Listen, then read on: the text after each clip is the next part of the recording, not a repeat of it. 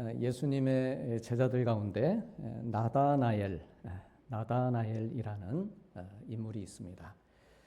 우리가 2주 전에 나누었던 셀로딘 시몬도 익숙한 인물이 아니었는데 이 나다나엘 역시 우리에게 그렇게 친숙한 이름은 아닙니다. 게다가 나다나엘은 성경 다른 곳에서는 또 다른 이름으로 소개가 되고 있습니다. 오늘 요한복음에서 우리가 오늘 읽은 이 요한복음에서는 나다나엘로 이렇게 나오지만 12제자의 이름이 소개되고 있는 마태, 마가 그리고 누가복음에는 바돌로메로 기록이 되어 있습니다. 바돌로메. 그러면 무슨 근거로 이 나다나엘과 바돌로메를 같은 인물로 보는 것일까 하는 것입니다. 그것은 오늘 본문에 나오는 또 다른 인물, 빌립이라고 하는 인물이 나오는데 이 빌립과 항상 짝이 되어서 등장하는 사람이 바돌로메이기 때문입니다. 오늘 말씀에서는 빌립과 나다나엘이 짝이 돼서 나오는데 또 화면에서 보시듯이 이 세 복음서 모두 빌립과 바돌로메 이들의 이름을 이제 같이 소개하고 있습니다. 그래서 마태, 마가, 누가 다 이렇게 소개를 하고 있는데요. 12제자의 명단을 보면은 짝을 지어서 소개되고 있는 사람들이 있습니다. 예를 들면 우리 성도님들 잘 아시듯이 베드로와 그의 형제 안드레를 함께 소개하고 또 세베대의 아들들인 야고보와 그의 형제 요한 이렇게 이 두 사람을 역시 함께 소개하고 있습니다. 마찬가지로 빌립이라고 하는 이름 뒤에도 항상 뒤따라 나오는 이름이 바돌로메라고 하는 이름입니다. 그런데 오늘 본문의 나다나엘도 예수님의 제자로 그가 부름을 받았는데 흥미롭게도 조금 전에 보신 그 말씀들처럼 제자들의 명단에 나다나엘이라고 하는 이름은 나오질 않습니다. 대신에 그 빌립의 이름 뒤에 바돌로메라고 하는 이름이 기록이 되어 있습니다. 그래서 성경을 연구하는 학자들은 이 나다나엘과 바돌로메를 같은 인물로 봅니다. 정리가 되셨습니까? 예. 비록 육신의 형제는 아니지만 서로 단짝처럼 붙어 다녔던 제자들이 바로 이들 빌립과 바돌로메, 빌립과 나다나엘이었습니다. 성경에 보면 이들처럼 짝을 이루어서 나오는 사람들이 있습니다. 예를 들어 지도자와 계승자로 만나서 짝이 된 사람들이 있습니다. 누구겠습니까? 모세와 여호수아, 엘리야와 엘리사, 바울과 디모데, 또 바울과 디도 등등 이들은 지도자와 계승자, 스승과 제자 혹은 멘토와 멘티로 이렇게 짝이 된 사람들입니다. 그런가 하면 사역의 동역자로 만나서 짝이 된 사람들, 베드로와 요한, 바울과 바나바, 바울과 실라, 모세와 아론이 있습니다. 또 그런가 하면 왕과 선지자가 짝이 되기도 했습니다. 사울 왕과 사무엘, 다윗과 나단, 또 히스기야와 이사야가 그렇습니다. 또 다윗과 요나단처럼 서로 원수가 될 수도 있었던 사람들인데 이들의 깊은 우정을 나누는 짝이 되는 경우도 있었고 또 아브라함과 이삭 그리고 야곱처럼 이 3대가 믿음의 짝이 되는 경우도 있습니다. 그러니까 아브라함과 이삭, 야곱이라고 했을 때 이 관계는 단순히 할아버지와 아버지, 손자 이름이 아니다라고 하는 것이죠. 이들이 짝을 이루는 것은 믿음을 근거로 해서 짝이 되는 것입니다. 그러니까 서로 같이 가는 것이죠. 서로 나이도 다르고 다 그렇지만 세대가 다르지만 그러나 얼마든지 믿음 안에서 아버지, 할아버지, 아들이 짝이 될 수 있다. 그 모범을 보인 것입니다. 말할 것도 없이 우리 예수님께서도 12제자들과 짝이 되어서 팀을 이루어 사역을 하셨습니다. 그래서 성경을 보면은요, 하나님께서 한 사람을 홀로 부르시는 경우는 드뭅니다. 하나님께서는 늘 이 짝을 붙여주십니다. 서로를 위해서 존재하게 하시고 서로를 통해 하나님의 뜻을 이루게 하십니다. 그러므로 우리도 오늘 말씀을 시작하면서 먼저 우리 자신에게 스스로에게 질문해 보기를 원합니다. 나에게도 짝이 있는가? 믿음의 짝이 있는가? 함께 짝을 이루어서 말씀을 읽고 나누고 믿음을 점검하고 그렇게 영적으로 잘 자라갈 수 있는 그러한 신앙의 동반자가 나에게 있는가? 사실 오늘 우리가 이렇게 같이 예배를 드리는 것도 다 매주 내 옆에 계시는 짝이시죠? 같이 짝 만나서 또 같이 하나님께 찬양도 드리고 예배도 드리는 것입니다. 때로는 혼자 있는 시간도 필요하지만 계속해서 혼자만 있게 되면 믿음이 아무래도 약해질 수밖에 없습니다. 왜냐하면 이 믿음이라고 하는 것은 결국 공동체 안에서 자라가기 때문입니다. 그래서 예수님께서 제자들에게 너희는 성령을 받으라, 승천하시기 전에 너희는 성령을 받으라 라고 하셨을 때 이 제자들은 각자 따로 산이나 골방에 들어가서 기도하지 않았습니다. 그러지 않고 100명이 넘는 사람들을 어떻게 했습니까? 다락방에 모았죠. 120명의 사람들이 다락방에 모여서 같이 기도의 짝이 되어서 기도하는 가운데 성령을 받은 것입니다. 그래서 그렇게 기도하던 짝이 뭐가 됩니까? 이제는 전도하는 짝이 되고 또 그렇게 전도하는 짝이 같이 교회를 세워가는 귀한 봉사와 헌신의 짝으로 그렇게 발전이 되어갔습니다. 그러므로 나는 지금 누구와 함께 이 믿음의 여정을 걸어가고 있는가? 요즘 나와 같이 기도하고 있는 짝은 누구인가? 오늘은 또 누구와 함께 내가 짝을 이루어서 봉사하고 헌신을 내가 할 것인가? 누가 같이 짝이 되어서 전도도 하고 선교하기를 힘쓸 것인가? 아무도 모를 고통과 문제들 앞에서 함께 눈물을 흘리며 중보해줄 그런 짝이 있는 사람들, 그렇게 같이 서로의 영적인 호흡을 도울 수 있는 짝이 우리 성도님들에게 많이 있으시기를 축복합니다. 빌립과 나다나엘, 이 나다나엘과 빌립이 바로 이제 그러한 짝이었고, 그래서 이 짝인 빌립으로부터 예수님을 소개받고 있는 사람이 이제 바로 오늘 말씀의 나다나엘, 바돌로메였습니다. 나다나엘은요, 하나님이 주셨다라고 하는 뜻입니다. 그 이름이 뜻이. 그러니까 하나님께서 주셨으니까 다른 표현으로 하면 뭐가 되겠습니까? 하나님이 주셨으니까 하나님의 선물, 하나님의 은혜로도 불리는 사람, 그가 바로 이 나다나엘이었습니다. 그의 이 이름을 그의 아버지가 지어주었을 텐데 이렇게 하나님이 주셨다 혹은 하나님의 선물, 하나님의 은혜라고 하는 뜻으로 지을 정도라면 그의 아버지는 분명 참으로 신실한 믿음의 사람이었을 것입니다. 그래서인지 제자들의 이름을 나열하고 있는 구절들을 보면 아까 보신 그 말씀들처럼 바돌로메로 이렇게 기록이 되어 있는데요. 이 바돌로메는 번역하면 돌로메의 아들이라고 하는 뜻입니다. 그러니까 바 앞에 붙은 바라고 하는 것은 아람어로 이제 아들이라고 하는 뜻입니다. 바디메오 아시죠? 많이 들어보시죠.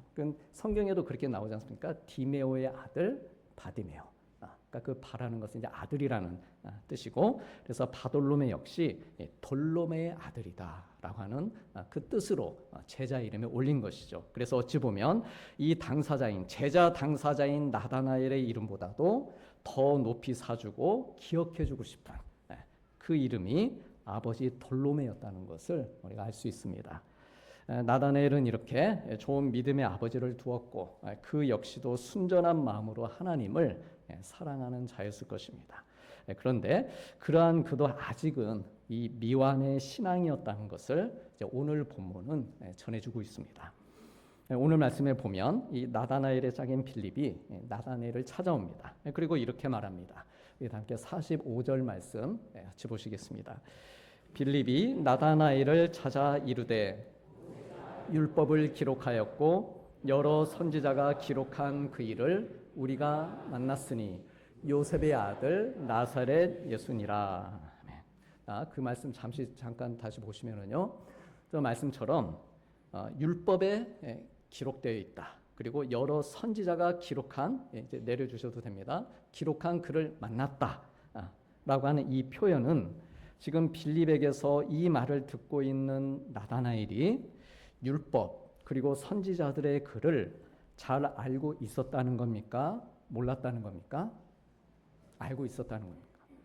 그러니까 성경의 율법의 어떠한 내용이든 또 선지자들이 쓴 어떤 그 기록이든 이 나다나엘이 잘 알고 있는 그럴 정도로 성경에 대한 지식이 뛰어났다는 것을 알 수 있습니다. 그래서 빌립이 나다나엘에게 한 말 가운데 이 율법의 기록도 그리고 선지자들의 기록도 그가 다 이해할 수 있고 오케이, 어떤 말을 해도 오케이, 이해를 그렇게 할 수 있는데, 그런데 뭐가 거슬렸다는 겁니까?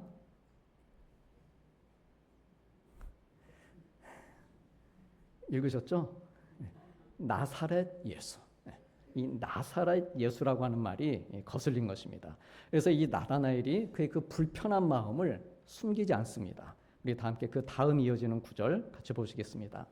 나다나엘이 이르되 나사렛에서 무슨 선한 것이 날 수 있느냐.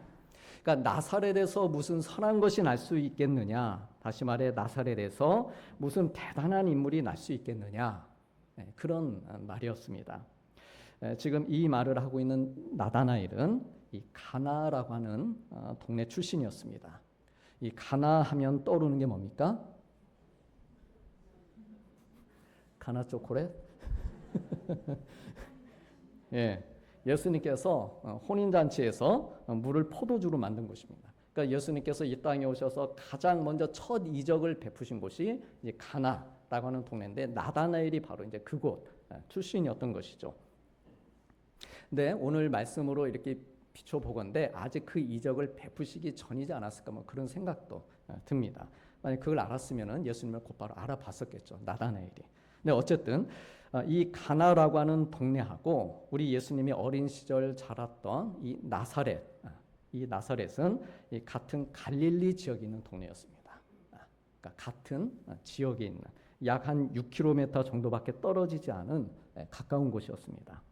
그래서 이 나다나엘이 나사렛에 대해서 그 지역이 어떤 지역인지 어떤 동네인지 잘 알고 있었는데, 자기가 살던 자기 출신지 이 가나도 작은 동네이긴 하지만, 그러나 예수님의 출신지인 나사렛은 그보다도 훨씬 더 작은 완전 시골 깡촌 같은 것이었다라고 하는 것이죠.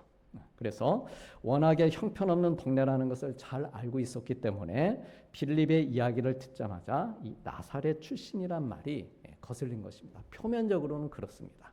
여기까지만 말씀을 볼 때는 그렇습니다. 실제로 나사렛은요, 구약 성경에 한 번도 나오지 않습니다. 갈릴리 지방 안에서도 워낙 말씀드린 것처럼 작은 동네였고, 게다가 로마 군대가 주둔하는 기지촌이었기 때문에 이 나다나엘이 나사렛 출신인 예수님을 무시하는 듯한 이 말을 하는 것도 어느 정도 이해가 됩니다. 그런데 그런 그에게 빌립이 한마디를 더하죠. 뭐라고 말합니까? 와서 봐라. 그래도 일단 한번 와서 봐. 보기라도 해봐. 얼굴이라도 한번 봐. 말씀이라도 한번 들어보게. 같이 한번 가보게.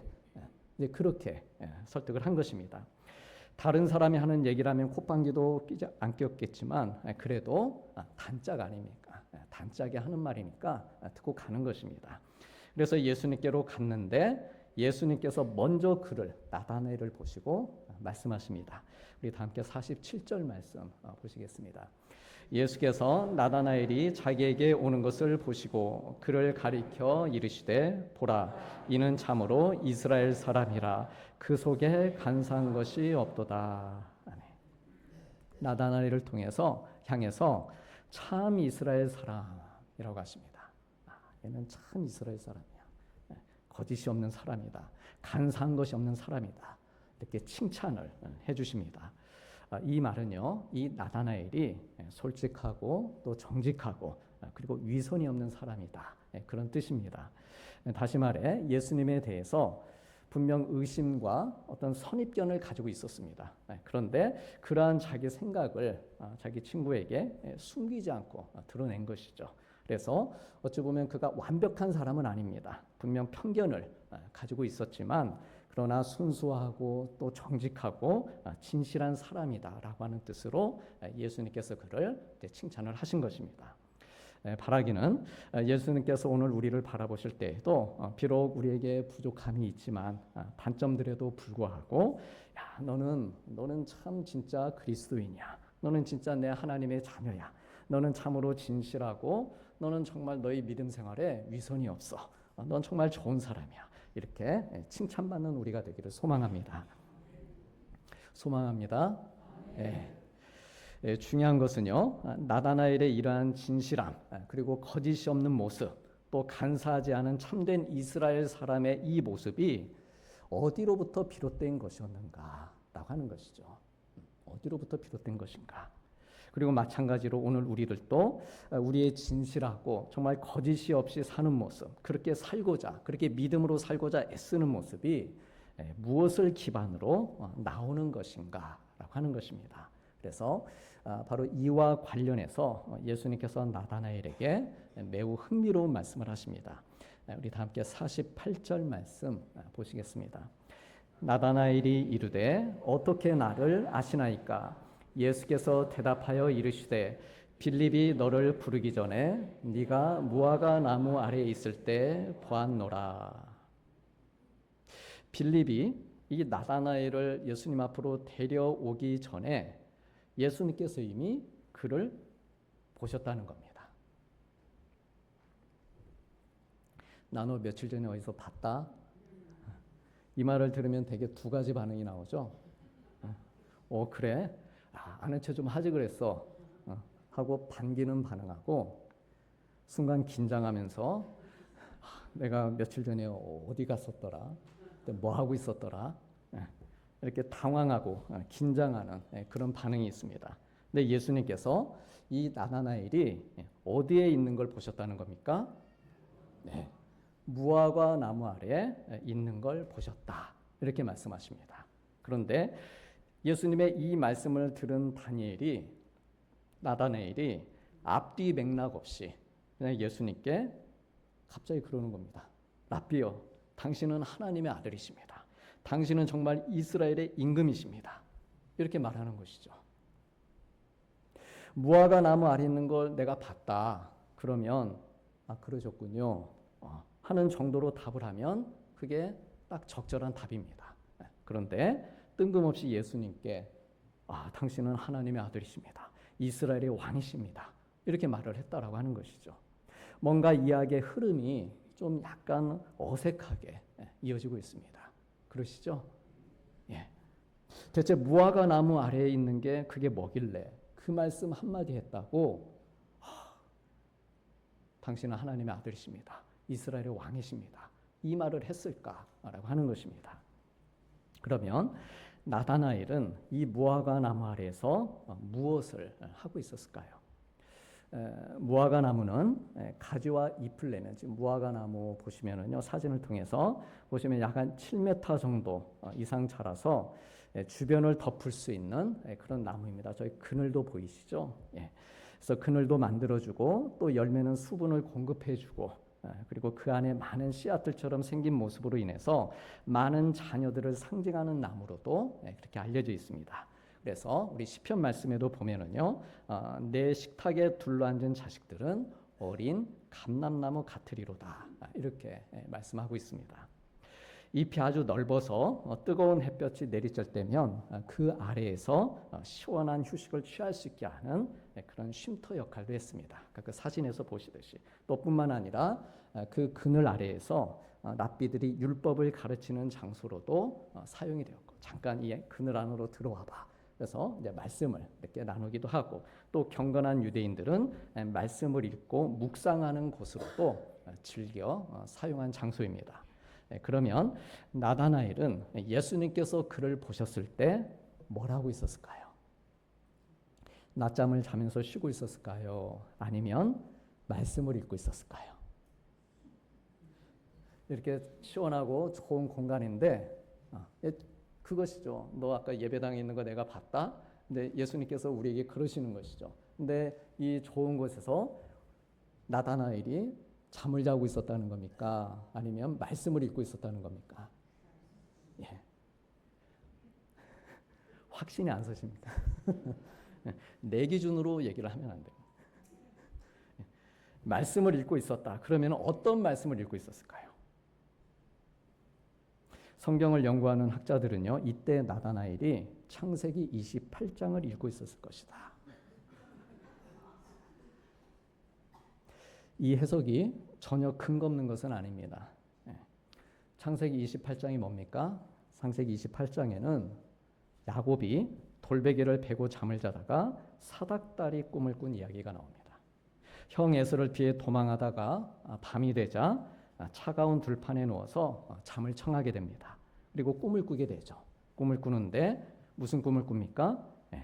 사닥다리가 이렇게 땅 위에 서 있는데 그 꼭대기가 하늘에 닿았고 하나님의 사자들이 그 위에서 어떻게 해요? 오르락 내리락 하는 그런 꿈이었습니다. 그런데 이제 다시 오늘 말씀으로 돌아와서 예수님께서 주님을 향해 하나님의 아들이시요 이스라엘의 왕이시라고 고백한 나다나엘에게 하신 말씀이 무엇인가 하면 내가 너를 무화과 나무 아래서 보았다고 함으로 믿느냐? 그래서 네가 나를 하나님의 아들이요 이스라엘의 임금이라고 부르는 것이냐? 아니다. 네가 이것보다 더 큰 일을 볼 것인데 꿈이 아닌 야곱처럼 꿈이 아닌 실제로 하늘이 열리고 하나님의 사자들이 인자 위에 오르락 내리락 하는 것을 볼 것이다 라는 의미로 말씀을 하신 것입니다. 아까 보신 것은 창세기 28장이고 지금 보신 말씀은 예수님께서 하신 말씀입니다. 그러니까 예수님이 뜬금없이 또 저 말씀을 하신 게 아니다 라고 하는 것이죠. 그래서 이것을 근거로 해서 그 말씀을 읽고 있었을 것이다 라고 하는 것이죠. 다시 정리해 보면은요, 나다나엘아 네가 아까 무화과 나무 아래 있는 것을 보았는데 그때 너 성경 읽고 있었지. 하나님의 사자들이 사닥다리를 오르락 내리락 하는 말씀, 그 말씀 보고 묵상하고 있었지. 그런데 네가 읽은 그 이야기보다 훨씬 큰 일을 이제 곧 너의 눈으로 직접 보게 될 것이다. 즉 하늘과 땅을 오르락 내리락하며 연결하는 중보자 하나님의 아들이 인류를 구원하는 놀라운 일을 경험하게 될 것이다. 그리고 너는 이 놀라운 역사가 이루어지는 현장에 이미 지금 나와 함께 하고 있는 것이다. 말씀을 하신 것입니다. 사랑하는 성도님들, 나다나엘은 이스라엘 사람, 유대인이었고 이스라엘의 회복을 간절히 바라며 메시아를 기다리는 마음으로 그렇게 무화과 나무 아래를 찾아서 말씀을 읽고 묵상하는 삶을 살던 사람이었습니다. 그래서 사실 빌립으로부터 아까 초대에 나눴던 율법과 선지자에 기록된 나사렛 사람을 만났다라고 하는 말을 들었을 때 나사렛에서 무슨 선한 것이 날 수 있느냐라고 말한 것도 그가 실은 성경의 내용을 잘 알고 있었기 때문입니다. 왜냐하면 선지서인 미가서에 보면 미가서에는 분명 베들레헴에서 메시아가 나올 것이다. 그러니까 선지자의 말을 알고 있었으니까요. 분명 자기가 알기로는 성경을 통해 보면 베들레헴에서 메시아가 나올 것이다 라고 했는데 뜬금없이 나사렛 출신이 바로 그분이야 라고 하는 말을 들었을 때 당연히 부정적인 반응을 보일 수밖에 없었다라고 하는 것이죠. 즉 예수님을 일부러 우리가 초대에 나눴던 것처럼 표면적으로 나사렛 사람이야, 거기서 무슨 선한 것이 날 수 있을까, 나사렛 사람을 무시해서 그런 얘기를 한 게 아니라는 것이죠. 그런 편견 가지고 한 얘기가 아니고 실제로는 바로 이 성경을 근거로 해서 선지서를 근거로 해서 그렇게 말할 수밖에 없었다라고 하는 것입니다.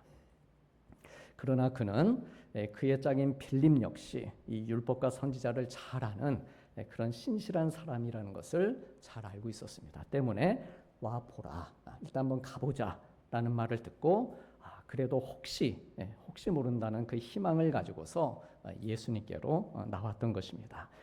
그리고 그렇게 예수님을 만나러 온 그에게 예수님께서는 내가 너를 무화과 나무 아래 있을 때부터 보았다라고 하셨습니다. 여기서 보았다라고 하는 이 번역된 단어는 주목하고 있었다라고 하는 말씀입니다. 다시 말해서 평소 나다나엘의 마음에 이스라엘의 회복을 생각하며 그 메시아를 기다리고 있었고, 그래 어떻게든 이 말씀을 붙들고 이 선지서들을 붙잡고 그 안에서 소망을 찾고 정말 답을 구하기 위해서 그렇게 몸부림을 치며 살고 있던 그런 그를 예수님께서 주목해 보셨다라고 하는 말씀입니다. 우리 사랑하는 성도님들, 하나님께서는 우리를 주목해서 바라보시는 분입니다. 특별히 회복을 위해 기도하며 말씀을 가까이 하는 자들을 주목해서 바라보십니다. 나의 영혼과 내 육신의 회복은 물론이고 우리 가정의 회복, 우리 교회의 회복, 그리고 나라의 회복을 위해서 다시 오실 주님을 기다리며 나의 무화과 나무를 찾아서 그 아래로 들어가서 거기에서 기도하며 말씀을 읽고 또한 묵상하는 자를 사랑하시고 주목해서 바라보시는 것입니다. 그래 오늘 또 주님께서는요 무화과 나무 아래에 있는 하나님의 자녀들을 주목하여 보고 계시는 것입니다. 무화과 나무 아래는 오늘처럼 이렇게 예배당이 될 수도 있고 혹은 기도하는 골방이나 말씀을 읽고 묵상하는 곳이 될 수도 있고 혹은 병상이 될 수도 있고 혹은 매일 믿음으로 살아가는 우리의 모든 삶의 자리들이 하나님과의 관계 아래 있다면 바로 그곳이 하나님의 그늘이 있는 무화과 나무 아래인 것입니다.